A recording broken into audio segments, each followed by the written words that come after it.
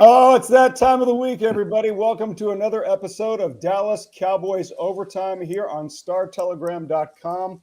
Thank you very much for joining us. I am Fort Worth Star Telegram columnist Mac Engel. Want to thank Window Nation for sponsoring this and every other episode of Cowboys Overtime this season and next. As you can see, the gentleman on my right, or your left, whatever, is not my colleague, Mr. Clarence E. Hill Jr. He is once again not with us this week for attending to personal matters. Instead, this is a real treat, and this is actually a lot of fun for me. We are joined by maybe the dean now of DFW sports anchors and sports media journalists, Mr. Mike Ducey of Fox 4. Mike, are you now the longest tenured member of the DFW sports media community?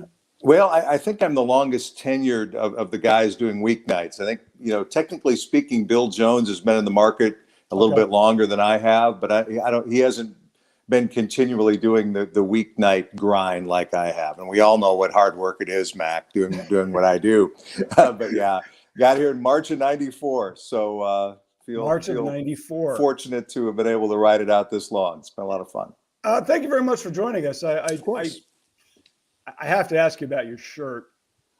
You're wearing your beloved Iowa Hawkeyes. You are an esteemed and distinguished alum of the University of Iowa.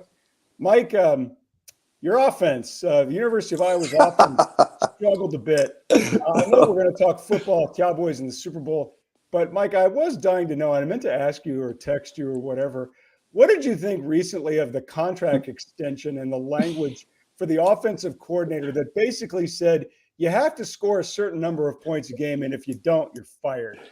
It was a desperate attempt by the Iowa administration to try to appease a fan base that was pretty upset by the fact that they knew Brian Ferentz would be coming back at all. And, the thing is, the Hawkeyes are a little bit like the Cowboys. It's not like they're ever terrible. They're always kind of hanging around. And Kirk Ferentz has been great for the Iowa program, and in a lot of ways, Brian Ferentz, as the OC, has as well. It was historically bad offensively for Iowa last year, and they wasted a great defense and on and on. Stop me if this sounds familiar, but yeah, it was a little comical the way they had to structure that contract.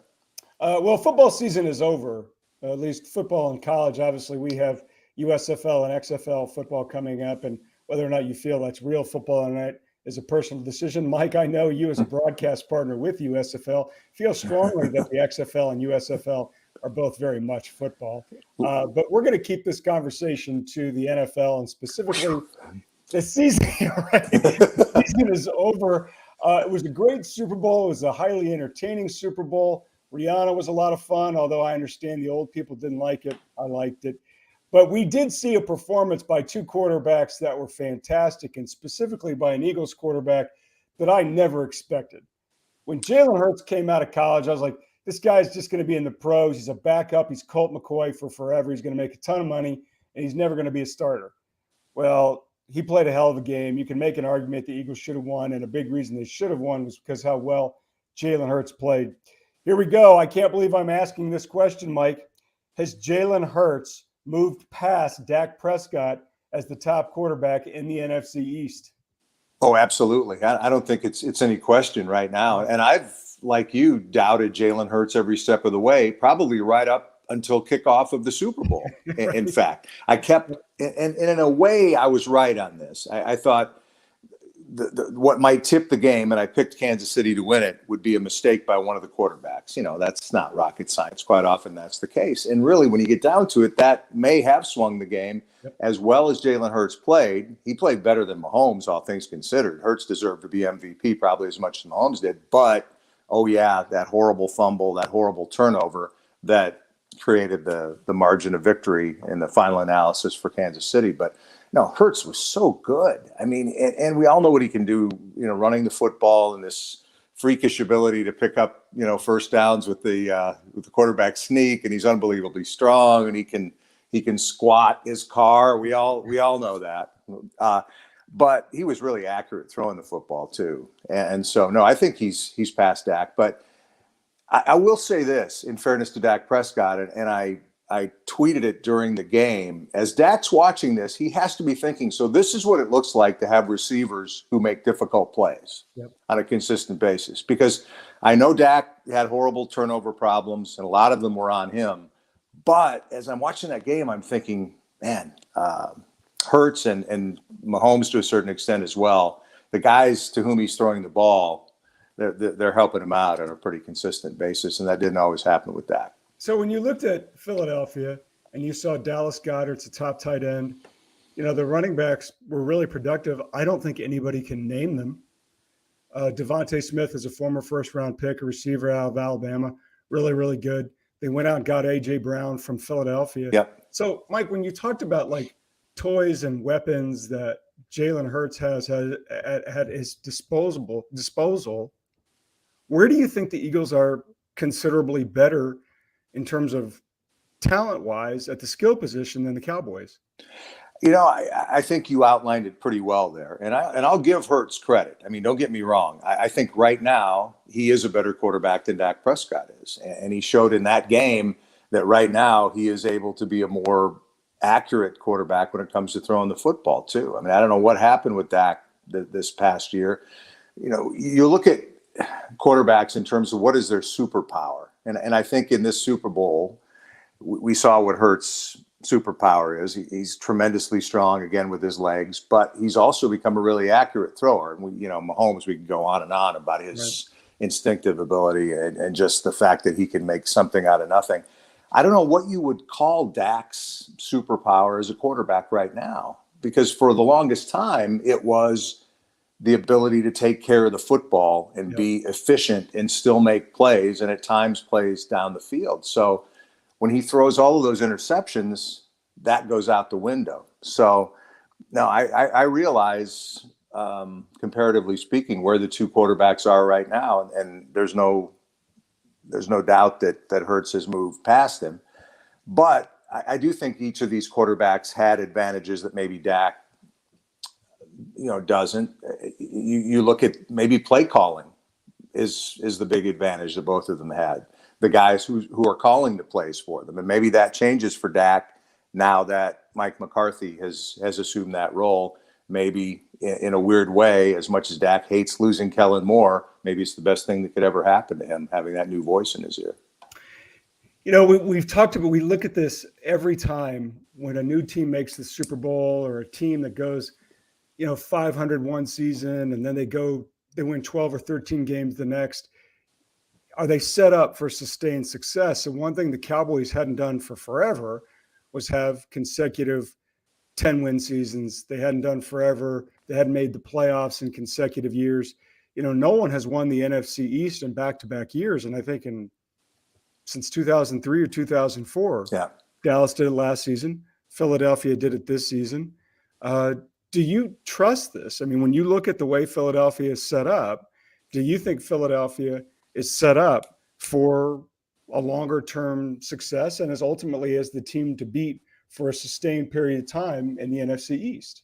Well, in a word, no, just because it does hardly ever happen.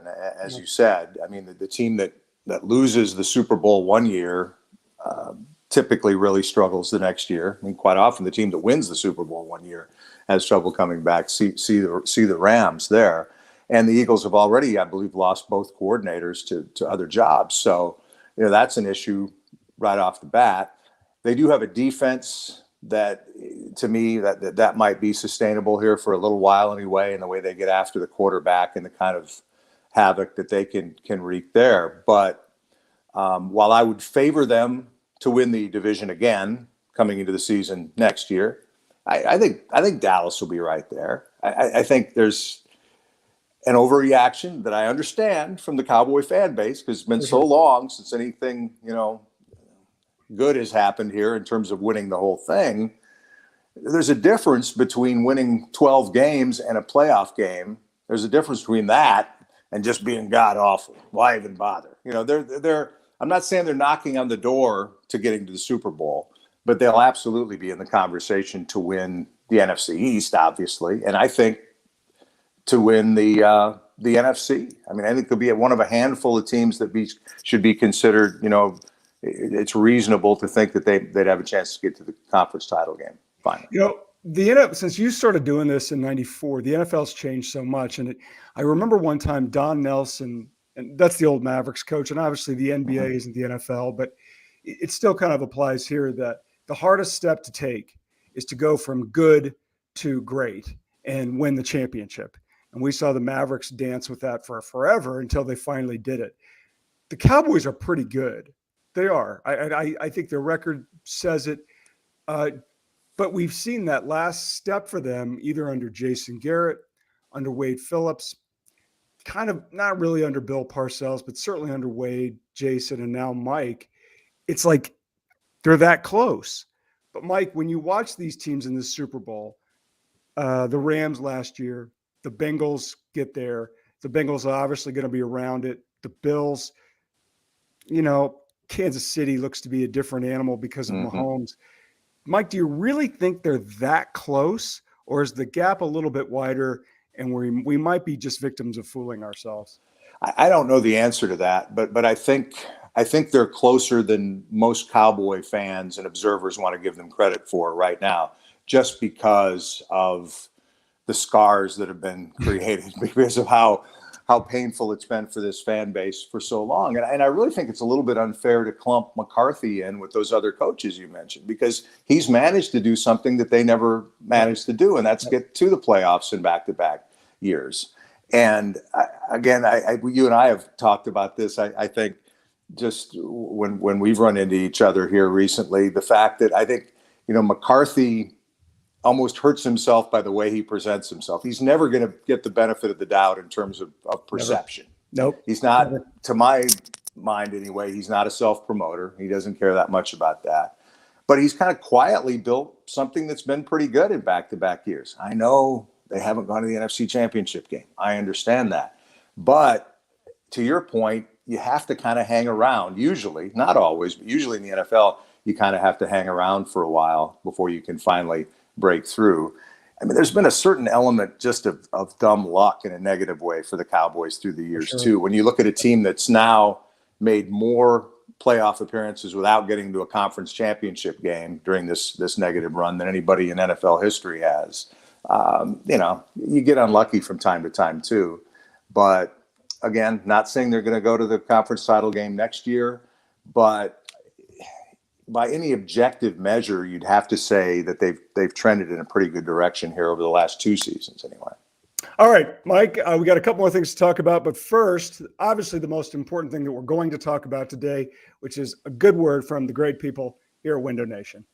Window Nation, the star of window replacement and proud partner of the Dallas Cowboys, can help you fill the house this season with savings. Buy 2 windows, get 2 free, and make no payments and pay no interest until 2025. Fill your house for a customized authentic Dallas Cowboys jersey while supplies last. You could even help fill the Cowboys house and win tickets to a game. Visit windownation.com/Cowboys now for details. Call 866-95-NATION. Window Nation, proud partner of the Dallas Cowboys. All right. Thank you, Window Nation. Mike, how are your windows doing? Well, I'm looking at them right now, Mac, and that's kind of a personal question I'd rather not answer, to be honest. Here's Mike Ducey, veteran Fox 4 TFW sports legend. He deserves a contract extension and a raise. My words, not his. All right. Typically, we are now in the most frightening time for the Cowboys as a Cowboys fan and follower. And that is the offseason, which means this is the time for Jerry Jones and the Brain Trust to do their worst. Now, if there was a long time in there, and I've covered this team for a long time, you've covered it longer than I have. There have been times in there where you feared February, March, April, May, when major significant moves were made. And we need to go back to a year when all of us, myself included, looked at what they were doing and specifically not doing and thought, what are you doing? They let Randy Gregory walk over $10, basically. They didn't really make any significant upgrades with the exception of sort of second tier, fill out the roster type additions in free agency.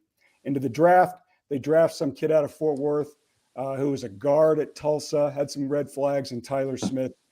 He turned out to be maybe a steal on the second half of the first round. It looks like a left tackle answer for a long time. Randy Gregory, it looks like, Randy got his money, but letting him walk looks like to be a pretty prudent decision. And they replaced his production pretty sufficiently with Dorrance Armstrong and other guys too. Mike, considering the success of personnel director Will McClay and the fact that this team has, for a pretty good run now, been pretty good, can you say you can trust the Cowboys brain trust and personnel department? Yeah, I think you can say that. And you mentioned his name as to the reason why, and that's Will McClay. You still hear this discussion about, Jerry being too involved. And it's, tongue in cheek now when people say, Jerry, the owner, needs to fire Jerry, the general manager, and all that stuff. Well, no, Will McClay has been, I think, the de facto general manager for a long time right now. And not, Jerry has the final say, but ultimately any owner of any NFL franchise is going to have the final say when it comes to signing checks and signing big money free agents, and I suppose draft choices as well for the most part, unless you've got Belichick on your staff. So, no, I think their player personnel moves, in terms of the draft anyway, have been more than solid. One area where Jerry probably did get in the way was, holding a grudge against a certain receiver who's now in Cleveland and dumping him, for $1.50 or whatever they got back in return. So, once in a while, there's still a mistake made there. But no, I think all things considered, the way they've built this roster through the draft has been pretty impressive here recently. Then why do you think this? Because I've got my own theory on this one, Mike. Why do you think this was a franchise that would go for it, right? They would trade for Roy Williams. They would sign Joey Galloway. They would add Pac-Man Jones. They would take a real swing on Jalen Smith. They would take a real big cut on Randy Gregory. And now all of a sudden, they don't do any of it. They don't sign any free agent. They don't go after any of those guys really anymore. What do you think it is that's made them do this to go all the way to the other side and be very, very conservative when it comes to personnel? That's a good question, because there was a time, and it, Mac, that Odell Beckham Jr. would already have been a member of this football. That just would have been too much to resist for Jerry Jones. I don't know the answer to that. I guess one answer might be something, and maybe I'm naive in saying this, just a culture that McCarthy has built, and maybe they do listen to McCarthy when he says, I don't want to deal with this right now. I like what I have in my locker room right now. I think we have what it takes to get to the next level. And if the right guy comes along, let's make that move. But so far, I haven't seen the right guy. I'd hate to think it's simply Jerry Jones suddenly, getting tight with his money. I can't imagine that. Although he's left a little bit, on the table that he could have spent here in recent years. So I don't have a real good answer for you there. Other than, maybe Jerry is listening to people now who simply want to be more conservative in that regard than he would be if left to his own devices. I think it's Stephen Jones. My own personal theory, and obviously they're just theories, listening to him talk and sort of seeing the way he has managed situations. I think he has more say now than ever, which it makes sense. I mean, Jerry is obviously the general manager. He's also an 80-year-old man. And while he's sharp and he's doing fine, he's 80. And there's no fault in that at all. But I do think Stephen ultimately has taken a lot more control when it comes to those types of decisions. And I think innately, he's just more conservative. Now, in fairness to Stephen, I think every human being on the planet is more conservative than Jerry. Right? But I just think when we see the way this thing is being managed, you just see a steady evolution of being a little bit more safe. But I would say this: don't be surprised if they go get Odell Beckham, because he's going to be a free agent. He's going to be healthy, we think, and that would have Jerry's fingerprints all over it if they did it. Last thing I wanted to talk to you about, because this has been a good talker for not just football fans or fans of the Chiefs or the Eagles, but just sports fans in general. The big play in the Super Bowl was in the last 2 minutes, where unfortunately the referees may or may not have gotten in the way. An Eagles defensive back is called for holding on a key third down play where Mahomes passed for Juju Smith-Schuster, falls incomplete. They throw the flag for defensive holding. Kansas City gets a fresh set of downs. They drain the clock, kick the game-winning field goal. They win the Super Bowl. Afterwards, the defensive back for the Eagles, Bradbury, comes out and says, yeah, I grabbed his jersey. I was hoping they would let it slide. In your opinion, you've watched 1,000 games, Mike. Did the officials wrongly get in the way of that Super Bowl? Boy, you're not trying to bias my answer by the way you're phrasing that question, are you, by any chance, Mac? I was fine with the call, because when you look when you look at the replay, he held him. I mean, he held his jersey. He hooked him as he began to run his route. I think the right call was made. Now, we can talk all day about consistency, and you can't make, if you're going to make that call, then you have to make this call. And I know how frustrating that is for fans. I really do. But in that case, if you're asking me about that specific call, regardless of what time of the game it was made and in which game it was made, I think the right call was made. Well, we've seen sports evolve from like and not just football, but all of them. It went from war, and then the NBA was just, I don't even know, but it wasn't basketball. Hockey was brutal. And now here we are with the availability of cameras that you could put in a guy's fingernail, so we can watch every angle and we can see everything. And now there's so much pressure on officials. It seems like we've gone from one extreme to the other, and in terms of calling things.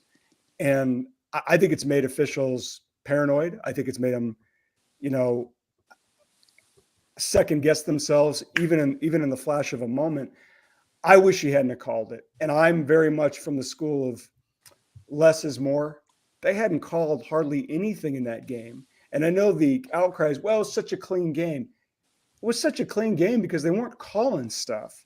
And if you go back to the Super Bowl last year, the Rams and Bengals, they did the exact same thing, almost at the exact same point of the game, where they threw a PI or a defensive holding call that was really borderline. I'm from the school of less is more.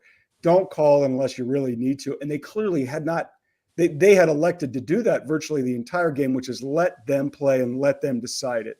But I also understand what you're saying. If it's a call, it's a call, and you got to do it. And I understand you can't win, but I do think we have, in a place where we are in sports, we're almost too litigious. We've got to scale this back somewhat, and I don't know how you do that, though. No, I don't think there's any answer to it. And ultimately, I think, as frustrating as that is for a certain fan base, it's part of the fun of sports, having that debate over that type of thing. And we're still going to be talking about that call for a long time. But unless you allow everything, or conversely allow nothing at all in terms of contact on plays like that, there are always going to be those gray areas and those judgment calls. And I was okay with that one. All right, Mike, this has been a heck of a lot of fun. It's always been a treat to join you on Fox 4. So to have you here on Cowboys Overtime, sponsored by Window Nation, is a lot of fun. I really appreciate your time. Make sure to follow Mr. Ducey on Twitter. Are you a Snapchat guy yet? I'm not a Snapchat or a talk guy, but I'm a Grammer at @mducey and at Mike Ducey Fox 4 on Twitter, and Free for All. We're still on TV too. We do this antiquated thing called live television weeknights, every night actually at 10:30 on Free for All. Sam Gannon joins me on Fox 4. All right, Mike, thanks so much. I appreciate it. Hope to see you soon. For Cowboys Overtime, he's Mike Ducey. I'm Mac Engel. We'll see you next week.